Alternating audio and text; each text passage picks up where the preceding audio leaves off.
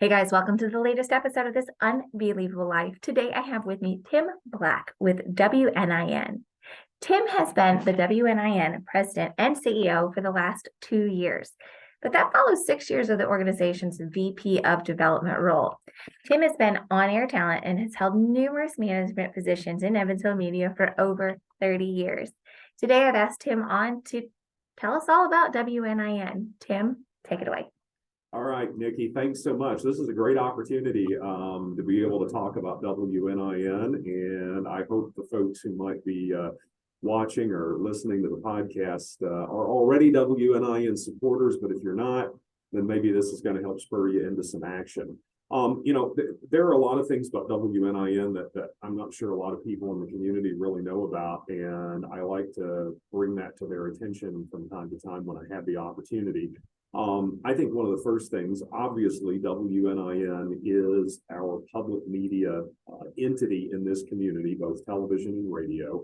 We are a PBS affiliate, of course, on television, an NPR affiliate on radio, and then we try to fill in the blanks in those places with local programming.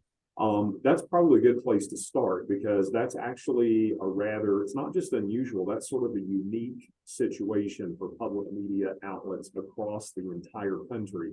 WNIN is officially known as a dual licensee with the FCC.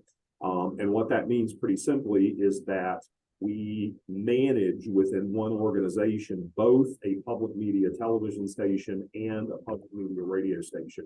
And that doesn't happen very often around the country. In fact, we are one of only a handful of operations in the country that are considered dual licensees. So that's really a neat thing to be able to say about the Evansville community. And speaking of community, the other unique aspect of WNIN is that the operation is managed by a local volunteer community board of directors. In most cases around the country, it's fairly standard for public media outlets, whether it's television or radio, to usually be housed on a university or a college campus.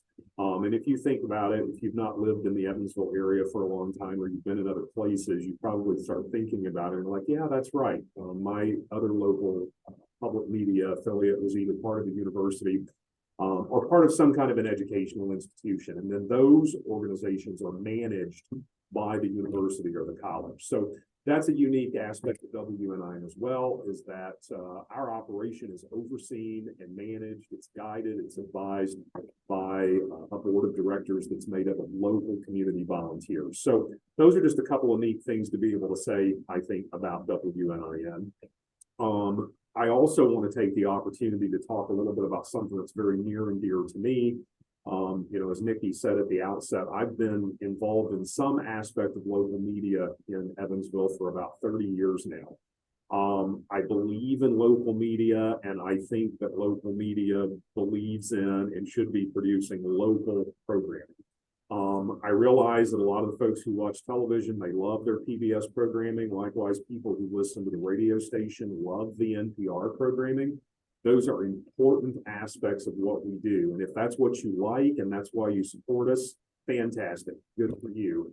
But I also think that it's public media's role and job in a community, especially in this really fragmented media market that we find ourselves in anymore now with social media and newspapers disappearing and even local television stations not really doing as much local as they used to do.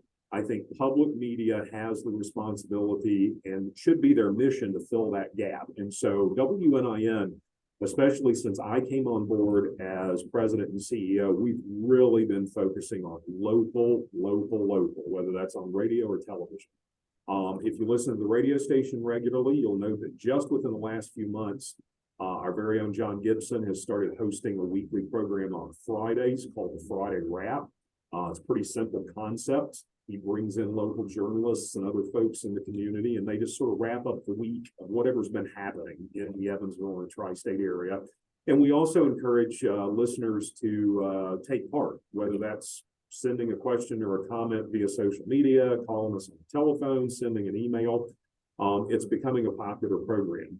Of course, I'm not sure anybody watching or listening to this right now is not familiar with David James. I mean, he spent 40 some years on local television as the main news anchor at WFIE Channel 14 here in Evansville.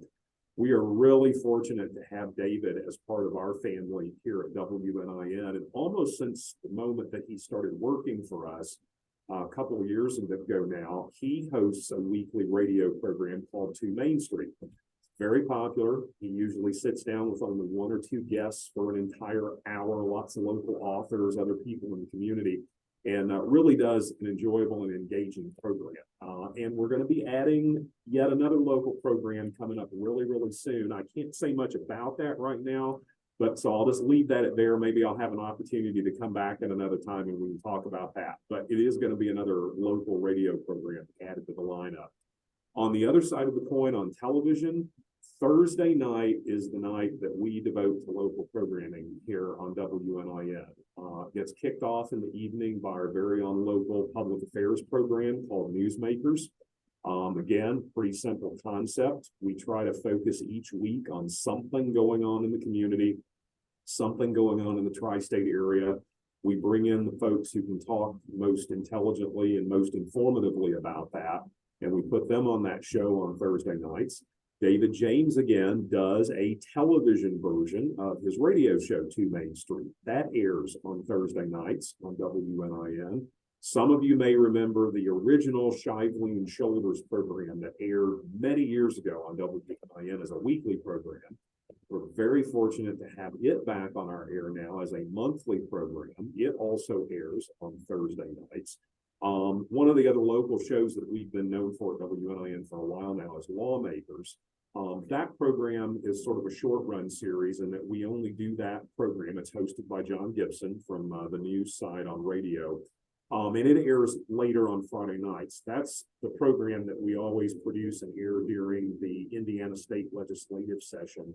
And we generally end up bringing most every representative, whether senator or a representative in the southern Indiana area, into our studios, and we get to talk to them during the course of that legislative session and talk to them about whatever's going on at the State House. So that's another local effort that we do. We produce a lot of local documentaries. We just recently did a really popular local documentary that profiled about 10 local churches in our area. Spent a lot of time talking about the church itself, but maybe focusing a little bit more attention on the church buildings. We have so much unique architecture among our churches in the community, and we thought that would make a great topic for a local documentary. That has recently been on our air, and all of these programs, by the way, I should probably mention to you, if you're interested in seeing them, all you got to do is go to our website at wnin.org, and you can find all of these programs there, and you can stream them or download them and watch them or listen to them. All of our radio content is there as well at your convenience. That gives you a little bit of an idea about what we've been doing.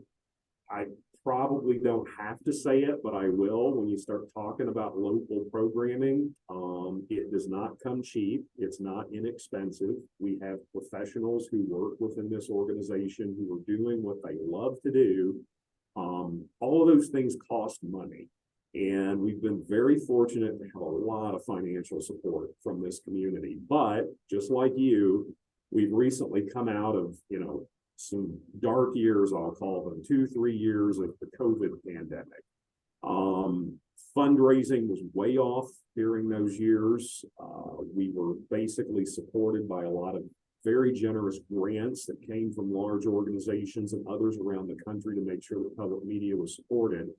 Now that we're coming out of that, it's still not the greatest of an economic situation out there, and that tends to affect charities and nonprofits before it affects anything else. We get it. You're going to go to the store and buy your groceries or pay your rent or put gas in the car long before you're going to decide that I'm going to send a check to support WNIN. Those not a good situation for us. And even though we are always so very fortunate here to get help from our community, whether that's from individuals or from corporate citizens in the community, this year has been tough. And that's just a simple way of saying it. This has been a tough fundraising year for us. We want to continue doing this type of local content. We want to keep bringing you the PBS programming and the NPR programming, which we have to pay for, by the way. That's probably an aspect of the operation that most people don't realize. We are required to pay a fee every year to both PBS and to NPR in order to have the right to air all of their programming. And it is not an inexpensive sum of money. It's in the several thousands of dollars that we have to pay them. So that's where we focus a lot of our attention when it comes to fundraising and getting support for the community. So if you are so inclined, maybe you're someone out there who is rather fortunate when it comes to a financial situation, and maybe you could dig just a little bit deeper and maybe give us a little bit of an extra gift to help make up for somebody out there who can't do that very same thing, and maybe to help take care of what that individual or that family might have normally sent our way. We are always happy to accept donations, and it does not matter how small or how large. We've been getting a lot of fundraising activity lately on both PayPal and Venmo and some of the other cash apps that are out there. Often we get gifts of $25 through those doorways, but it all adds up. So whatever you can offer to help us, we'd appreciate it. A couple of things about fundraising. I think the point that I need to make, because I have to say it a lot, we do not get any support from the federal government. And I realize that surprises a lot of people. We do get some support from the state of Indiana, which we're always very appreciative of, but it's a relatively small amount of money. The money that we receive on a national basis actually comes to us through another nonprofit called the Corporation for Public Broadcasting. And if you spend any time at all watching PBS programming, you either hear that or you see that a lot. That is the nonprofit that was created by Congress many, many years ago to oversee national funding of public media. Yes, the federal government puts into their budget every year a certain amount of money to help support public media around the country, but the government does not distribute that money. That money gets sent to the Corporation for Public Broadcasting, and the Corporation for Public Broadcasting, on its own, it's an independent organization. It gets to decide how and when those funds get distributed to local television and radio stations around the country. So that's the kind of support we receive from a national level. Having said all that, we're very fortunate, I think, to be able to say in this community, Evansville and the tri-state, our annual operating revenue budget, over 50% of that, well over 50% of that comes from local sources. And I think that's a great thing. It means that individuals are making gifts to the station. It means our corporate citizens are making gifts to the station. We're receiving grants from some of the community foundations in the area. But when it's all put together, what we receive from the state, what we receive from the federal government, or from the Corporation for Public Broadcasting, it still doesn't even achieve half of what we use to operate on an annual basis. So that's why it is so important that you continue to support us. We have about 3 revenue streams at WNIN that come from local areas. We get the individual checks that come from the people whom I hope are listening and watching this right now. That's considered the membership donations. Our events help to generate funds for the station. And then, of course, we also sell underwriting to local corporate entities in the community. That probably looks a lot like a commercial to those of you who watch or listen at home, but it's not really a commercial because we're under some pretty strict rules as a public media entity on what we can put on the air that is a marketing message, if you will, for a corporate citizen in the community. But all 3 of those things are combined to help create the operational revenue budget that we receive at WNIN on an annual basis. So, I think I've said a lot of good things about the station. There certainly is a reason to support us. I'm going to say again that we live and we operate and we work within a society and a community right now that is totally splintered when it comes to media. I'm not going to point fingers and I'm not going to call out individuals or specific names, but if you're watching or listening to this right now, that things just aren't like they used to be when it comes particularly to local news coverage, to local information, I'll call it. We are working very hard here at at WNIN to try to fill those gaps. But we need your help to do that. We're committed to doing it, and we will use your generous support very wisely. We will use it in the right places, but we have to receive that first. So if you do want to support us, I certainly invite you to do that. Maybe you're a decision maker or a major influencer at a local corporate entity in the community. You can make individual gifts. We certainly welcome the corporate support sponsorships that we receive for events and other such things. Corporate support that comes through underwriting. Any of those things work for us and they support what we do here. You can find out every bit of this information. You don't have to remember any of it. You can find all of it on our website at www.wnin.org. It will allow you to make a gift to the station. If you're interested in underwriting or sponsoring an event, it will tell you how to accomplish all of that. If you just want to find out what's going to be on tonight on television or tomorrow on the radio station, you can find all of that there as well. So please head over to WNIN.org. You can check us out on any of our social media channels, Facebook, TikTok, Instagram, Twitter. We're in all of those places. Every one of those will have some way to take you right back to WNIN.org so that you can make a gift. And as I always say, when you do that, we're going to say thank you very much. And thank you, Nikki, for letting me have an opportunity to take over the stage here for a little bit.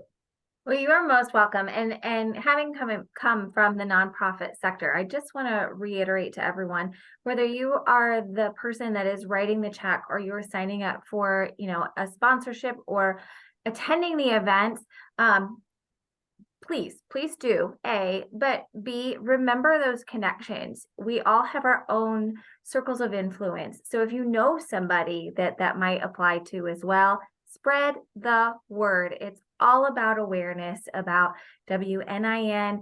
And I just want to thank you, Tim, again, for being on today to fill us in. I learned a lot of things that I didn't already know, and I hope that our listeners did as well. So thank you. Thank you also to the listeners, and I want to wish everybody a blessed and wonderful day.